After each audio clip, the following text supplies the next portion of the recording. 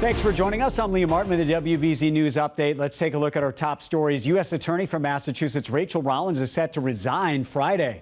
It comes after a DOJ ethics investigation into Rollins' appearance at a political fundraiser with First Lady Dr. Jill Biden. Rollins has only been in the position for 16 months after being confirmed with a tie-breaking vote by the vice president. Before that, she was the Suffolk County DA. It's now up to President Biden to appoint her replacement.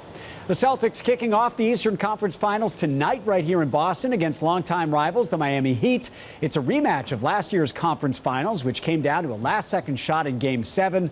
The C's at practice preparing for another tough matchup. This time around, tip-off tonight is set for 8:30.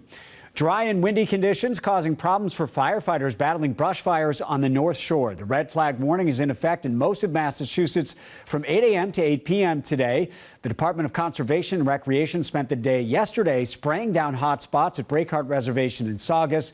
The weather was also a factor in other fires. And Boston police say they've gotten new reports of a popular phone scam. On Sunday, a woman says someone called threatening to abduct her daughter unless she sent them money.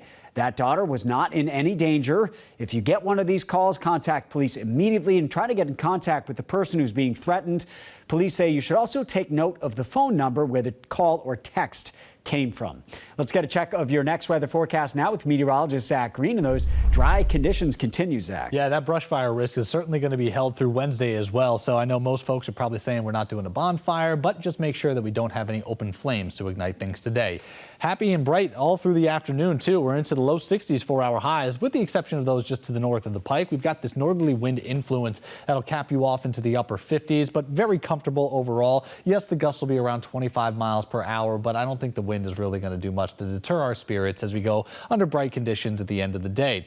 We stay rather breezy right up until about sunset. And then the winds will actually diminish. And oddly enough, you think, well, usually we have wind chill when the wind speeds are highest. When you calm the winds down, the breezy afternoon's warmth, it just returns right back to the atmosphere. So we are in the frost conversation early on Thursday. We go from 80s yesterday to more of the winter chill early tomorrow. We've got sub-freezing temperatures out through interior locations, not as much of a consideration for coastal spots. But if you want to take the sensitive plants in, just one more night, and you'll have to break out the winter jacket too. By the time you roll in the end of the week, back into the 70-degree mark, beautiful for Friday. Saturday's got a bit of a hiccup. We have some showers tracking in for the afternoon, heading towards the evening hours, which is not spelling great news for Taylor Swift fans. The second night of the concert stream is going to be back down in some isolated showers. I do anticipate there to be a dry out period for Sunday's concert, so all things are considered. Second half of the weekend, no doubt going to be the winner. We're back in the low 70s and dry for early next week, Liam. All right, Zach, thank you. I'm Liam Martin. This has been a WBZ News Update.